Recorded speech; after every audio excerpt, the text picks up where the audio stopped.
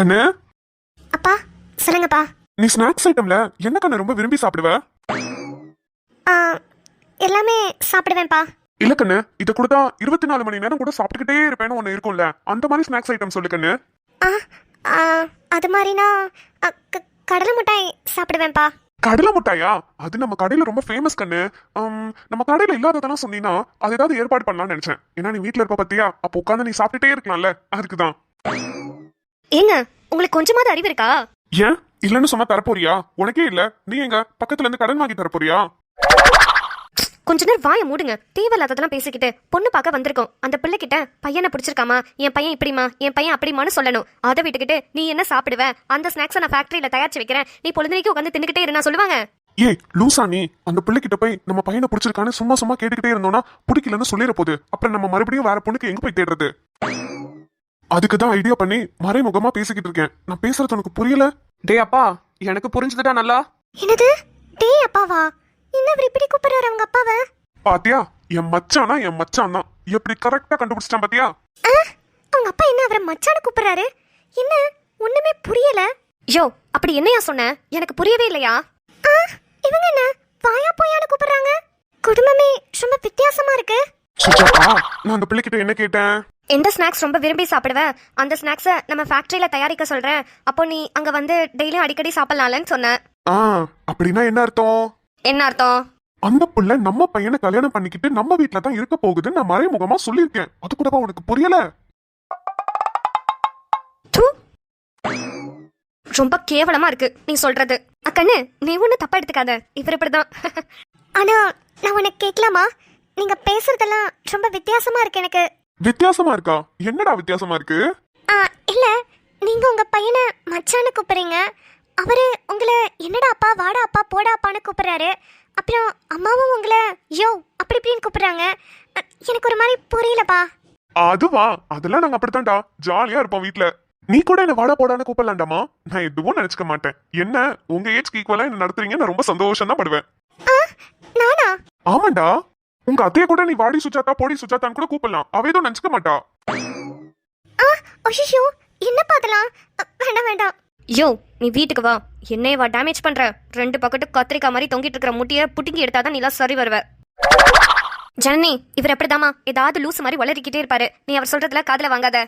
நம்ம வீட்டுல எப்போதுமே ஜாலியா தாமா இருக்கும். யாருமே இதுக்குமே கோவப்பட மாட்டோம். அப்படியே கோவங்கள் இருந்தாலும் 2 நிமிஷம் தான், உடனே சமாதானம் ஆயிடுவோம். அதுலயும் அப்பாவும் பையனும் ரொம்ப க்ளோஸ். ஏன் 2 பசங்க ஃப்ரெண்ட்ஸ் கூட இந்த அளவுக்கு இருக்க மாட்டாங்க. அவ்வளோ க்ளோஸ் 2 பேரும். ஃபர்ஸ்ட் டைம் அப்பாவும் பையனும் அவ்வளோ க்ளோஸா இருக்காங்கன்றத நான் கேள்விப்படுறேன்.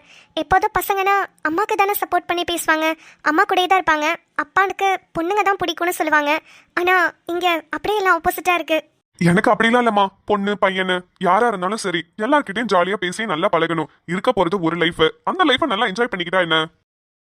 அப்பா, உங்களை பார்த்தா எங்க அபார்ட்மெண்ட்ல சுடரமான ஒரு அம்மா இருக்காங்க. அவங்க இப்படிதான் எல்லார்கிட்டயும் ஜாலியா பேசுவாங்க. அடிக்கடி சொல்லுவாங்க இருக்க போற ஒரு லைஃபை நல்லா ஜாலியா என்ஜாய் பண்ணணும்னு.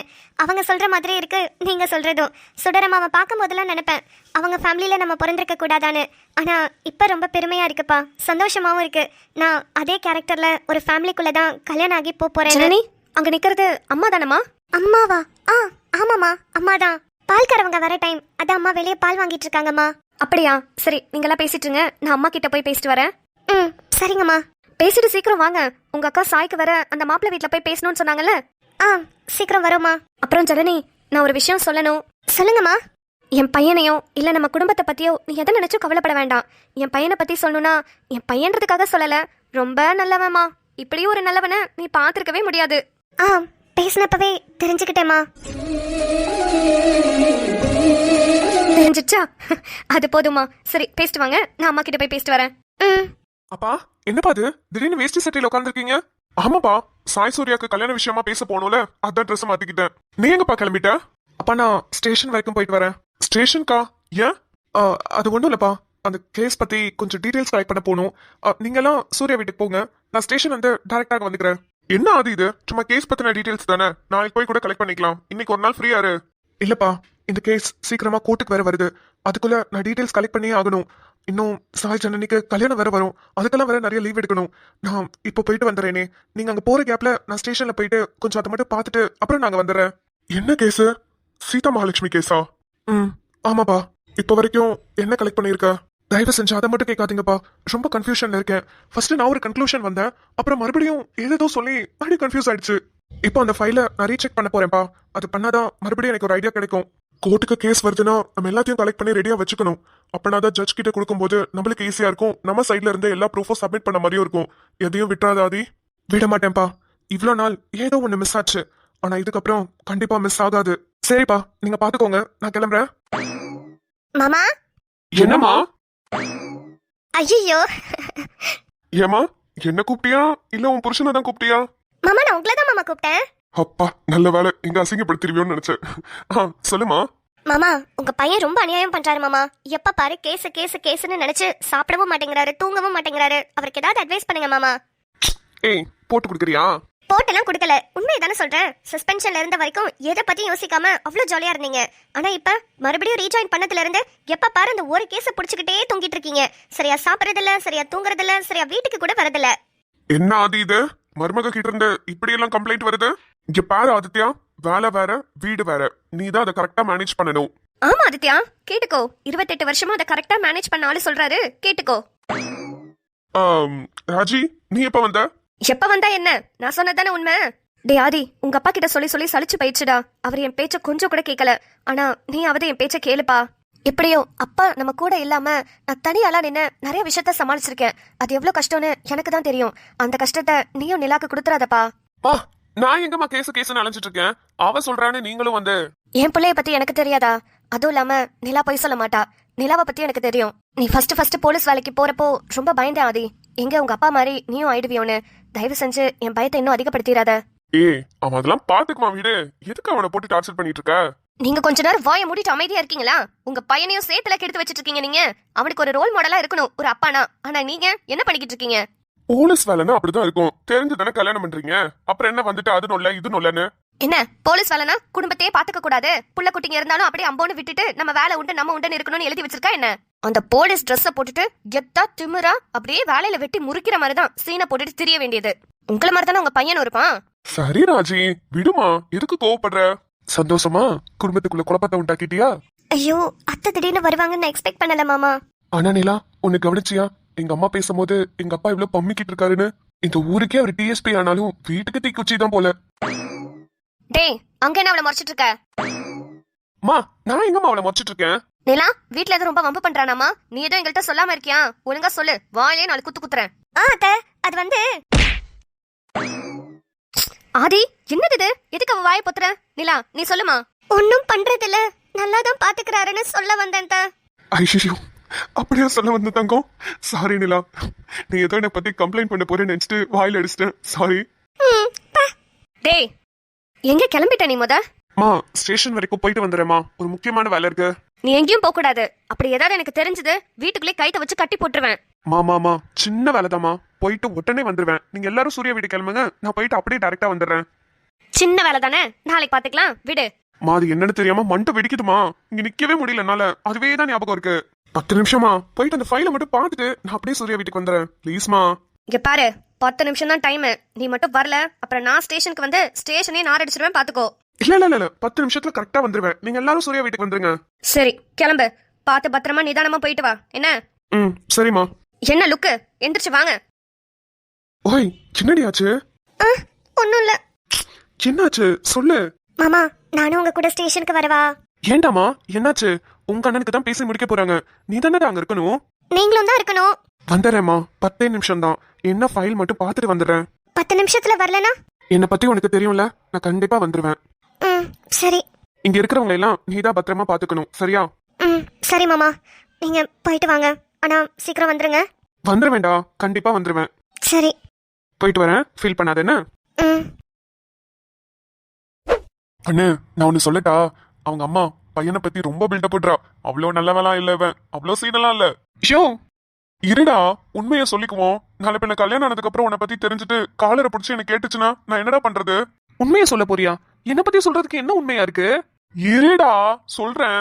கண்ணு, என் பையன் தண்ணி அடிச்சதுல தம் அடிச்சதுல, மத்தபடி பொண்ணுங்களை சைட் அடிப்பான், எல்லாரையும் கலாய்ப்பான், ஜாலியான பையன் தான். ஆனா என்ன கொஞ்சம் இன்ஃபீரியாரிட்டி காம்ப்ளெக்ஸ் இருக்கு. அப்புறம் ரொம்பலாம் கோவம் வராது, பிடிச்சவங்க கிட்ட மட்டும் நல்லா ஜாலியா பேசுவான்.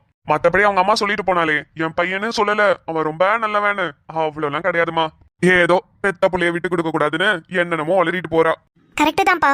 ஒரு மனுஷனா எல்லாமே கரெக்டாக பர்ஃபெக்டாக இருக்கணும்னு அவசியம் இல்லை. அப்பப்போ இது மாதிரி இருக்கிறதும் நல்லது தான். நம்ம அதையும் சேஞ்ச் பண்ணிக்கலாம்ல.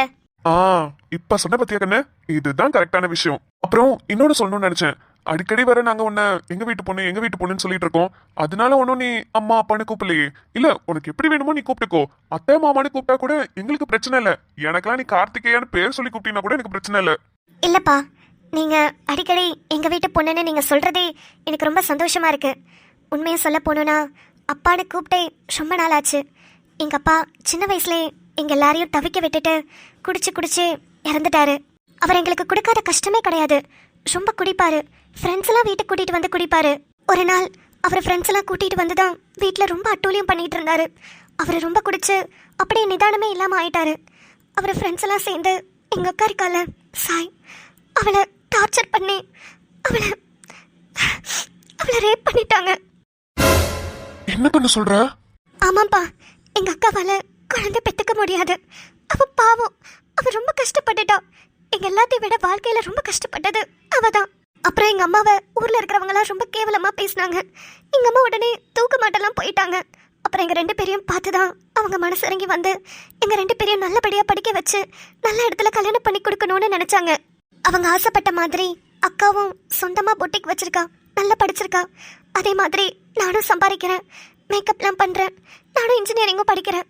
இப்போ அவங்களோட ஆசைப்படி நாங்க 2 பேரும் கல்யாணமும் பண்ணிக்க போறோம். இப்போ புரியுதுங்க. இதனால உங்க அம்மாவை நீங்க நம்ம வீட்லயே வச்சு பாத்துக்கணும்னு கேட்டீங்கன்னு எனக்கு இப்போ புரியுது. என் வாழ்க்கையில நான் வெறுத்த ஒரே ஆளு எங்க அப்பா மட்டும்தான். அதுல இருந்து எனக்கு அப்பா பாசம்னா என்னன்னே தெரியாம போயிடுச்சு. ஆனா உங்களை பார்த்ததுக்கு அப்புறம் என்னோட அப்பா மாதிரி தோணுது. நான் உங்களை அப்பானே கூப்பிட்டுக்கிறேன்ப்பா. நான் முன்னாடியே சொன்ன மாதிரி நீ என்னோட பொண்ணுமா. என்ன ஆசையா ஒரு பொண்ணு அப்பான்னு கூப்பிடுதுன்னு எனக்கு ரொம்ப சந்தோஷமா இருக்குமா. நீ கூப்பிடு கண்ணு. நீ கூப்பிடாம என்ன வேற யாரு கூப்பிட போற சொல்லு. ஐயோ சாரிப்பா, நீங்களாம் நல்லா ஜாலியா இருப்பீங்க. நான் பாட்டுக்கு என்னோட கதையெல்லாம் சொல்லி உங்களை மூட் அவுட் பண்ணிட்டேன்ல. நீங்க இப்படி இருக்கிறது எனக்கு பிடிக்கலப்பா. நல்லா சிரிச்சுட்டு எப்போதும் போல இருங்க, அதுதான் உங்களுக்கு செட் ஆகுது. என்னை பார்த்து கொஞ்ச நேரம் கூட ஆகல, ஆனா இந்த அளவுக்கு என் மேல பாசமா இருக்கல கண்ணு. நீ மட்டும் எங்க வீட்டுக்கு வந்தனா கடைசி வரைக்கும் நீ சந்தோஷமா இருக்கியோ இல்லையோ எனக்கு தெரியல, ஆனா நான் ரொம்ப ரொம்ப சந்தோஷமா இருப்பேன் கண்ணு.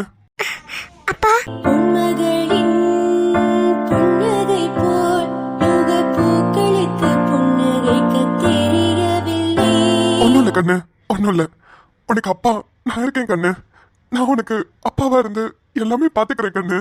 உனக்கு மட்டும் இல்லம்மா, சாய் இருக்கால, சாய்க்கும் நான் அப்பா தான். சரியா? எனக்கு 2 பொண்ணுங்க, ஒரு பையன். சொல்லிக்கிறதுக்கு ரொம்ப பெருமையா இருக்கு. ராம், என்ன ப்ராப்ளம் உங்களுக்கு? எதுக்கு இப்படி பண்றீங்க? நீ என்கிட்ட பேசாதுன்னு சொன்னேன் சீதா. ராம், நான் உங்க நல்லதுக்காக தான் சொல்றேன். ப்ளீஸ் தயவு செஞ்சு நான் சொல்றத கேளுங்க. நான் சொல்றத எதையுமே நீ கேட்க மாட்டேங்கிற. என்னை மட்டும் எதுக்கு கேளுங்கன்னு சொல்ற? ராம், சொல்லு. இங்க பாருங்க, நான் ஒரு விஷயம் பண்ணா அதுல 1000 அர்த்தம் இருக்கும்னு உங்களுக்கு தெரியும்ல. நீ என்ன பைத்தியமா? நீ ஏதோ ஒரு விஷயம் பண்ணிட்டு அதுல 1000 அர்த்தம் இருக்குன்னு சொன்னா கூட நான் புரிஞ்சுக்குவேன். நீ ஜெயிலுக்குள்ள உட்காந்துட்டு நான் உண்மையை சொல்ல மாட்டேன், சொன்னா எல்லாருக்கும் பிரச்சனைன்னு சொல்லிக்கிட்டு இருக்க. இதுல நான் எப்படி புரிஞ்சுக்க முடியும்? இப்போ நீ யாரை காப்பாத்த ட்ரை பண்ணிட்டு இருக்க? அதை ஃபர்ஸ்ட் சொல்லு. உங்க அப்பாவை தானே? அட்லீஸ்ட் என்கிட்டயாவது சொல்லு சீதா. யார் உங்க மாமாவை கொலை பண்ணது? சொல்லு. ராம் ப்ளீஸ், கோவப்படாம நிதானமா பேசுங்க. அதுவும் இல்லாம நீங்க எதுக்காக இங்க இருக்கீங்க? கிளம்புங்க ராம். சீதா, தயவு செஞ்சு நீ இரிட்டேட் பண்ணாத சீதா. எனக்கு எவ்வளவு கோவமா வருது தெரியுமா? நீ சொன்னதையே திரும்ப சொல்லிக்கிட்டு இருக்க. உனக்கு ஒரு விஷயம் தெரியணும், அது இன்னொருத்தவங்க திரும்ப இல்லன்னு சொல்லிக்கிட்டு இருந்தா எப்படி இருக்கும்னு தெரியுமா உனக்கு? ஏன் சீதா புரிஞ்சுக்கவே மாட்டேங்கிற? உன்னை சுத்தி இத்தனை பேரும் உன்னை காப்பாத்துறதுக்காக எவ்வளவு போராடிக்கிட்டு இருக்கோம் தெரியுமா? ஆனா நீ இவ்வளவு அழுத்தமா இருப்பேன்னு சத்தியமா நான் எதிர்பார்க்கல. உன்னை லவ் பண்ண உன் கூட இருந்த அந்த 4 வருஷம் எவ்வளவு சந்தோஷமா இருந்தேன் தெரியுமா? அது எல்லாத்துக்குமே இப்ப நான் வருத்தப்படுறேன் சீதா. ராம், எப்படியாவது என் சீதாவை கண்டுபிடிச்சு கொடுங்கன்னு எல்லாரும் காலையும் விழுவாத குறையா கேட்டுக்கிட்டு இருந்தேன். ஆனா இப்ப ஏன்டா உன்னை பார்த்தோன்னு இருக்கு. ராம், இந்த மாதிரி மூஞ்ச வச்சுக்கிட்டு தானே எல்லாத்தையும் ஏமாத்திக்கிட்டு இருக்க. உனக்காக உன்னை தேடி நாய் மாதிரி 7 வருஷமா தெருவா அலைஞ்சுக்கிட்டு இருந்தேன் பாத்தியா? என்ன செருப்ப கலட்டி அடிக்கணும். Stop it Ram. Just stop it. எதுக்கு இப்படி எல்லாம் பேசிட்டு இருக்கீங்க? எப்படி பேசுவாங்க? வேற எப்படி பேசுவாங்க? இத்தனை பேரு நான் கேக்குறேன், ஆதித்யா கேக்குறாரு, உங்க அம்மா கேக்குறாங்க. இவ்வளவு பேரு கேட்டும் நீ உண்மையை சொல்லலன்னா எவ்வளவு அழுத்தக்காரியா இருப்ப நீ. என்னை பார்த்தா உனக்கு என்ன கேனக்கு இருக்க மாதிரி தெரியுதா? உங்க அப்பாவை காப்பாத்துற நீ வந்து உள்ள உட்காந்துருக்க, உனக்காக நானும் உள்ள வந்து உட்காந்துருக்கேன். எங்க அம்மாவை வேற அங்க தனியா தவிக்க விட்டுட்டு வந்து உட்காந்துருந்தா நீ உண்மையை சொல்லாம பெரிய இவ மாதிரி நான் சொல்ல மாட்டேன் உட்காந்துருக்க. உங்களை நான் என் கூட இங்க ஜெயில இருங்கன்னு சொல்லவே இல்லையே. உங்களுக்கு பிடிச்சுதான் நீங்க இங்க இருந்தீங்க. இப்போ உங்களுக்கு பிடிக்கலனா நீங்க கிளம்பலாம். எனக்கு எந்த பிரச்சனையும் இல்ல. சீதா, நீங்க பேச வேண்டியதெல்லாம் பேசிட்டீங்க. நானும் கேட்க கூடாததெல்லாம் கேட்டுட்டேன். நீங்க இப்போ என் கண் முன்னாடி நிக்காதீங்க. கிளம்புங்க. முடியாது சீதா, நான் போக மாட்டேன். நீ உண்மையை சொல்ற வரைக்கும் நான் போக மாட்டேன். நீங்க இங்க இருக்கிறதும் இருக்காததும் உங்க இஷ்டம். ஆனா என்கிட்ட வந்து தேவையில்லாம வார்த்தையை விட்டு கத்துற வேலையெல்லாம் வச்சுக்காதீங்க. இதுதான் உங்களுக்கு ஃபர்ஸ்ட் அண்ட் லாஸ்ட். ஓகே? இந்த ஃபைல் தானே. ஃபர்ஸ்ட் இந்த கேஸ்ல எத்தனை பேர் சம்பந்தப்பட்டிருக்காங்க? ராம், சீதா, சீதாவோட மாமா, சீதாவோட அப்பா, அம்மா. ஓகே. ஆதித்யா, ஆதித்யா எப்படி நீ இதை மிஸ் பண்ண? ஐயோ கடவுளே, எவ்வளவு பெரிய ப்ரூஃப், எவ்வளவு பெரிய விட்னஸ். இதை விட்டுட்டு நீ என்னடா என்னென்னமோ தேடிட்டு இருந்திருக்க. இப்போ உடனே இதை பத்தி போய் விசாரிக்கணுமே. ஆனா சாய் சூர்யாக்கு வேற பேசி முடிக்கணும். இப்ப எங்க போறது? தலையை வெடிக்கிற மாதிரி இருக்கு. இல்ல, இந்த கேஸ் ஃபைல வீட்டுக்கு எடுத்துட்டு போயிட்டு மறுபடியும் ஒரு வாட்டி ஃபர்ஸ்ட்ல இருந்து பார்த்துட்டு அதுக்கப்புறம் நம்ம விசாரணைய வேற கோணத்துல ஸ்டார்ட் பண்ண போறோம்.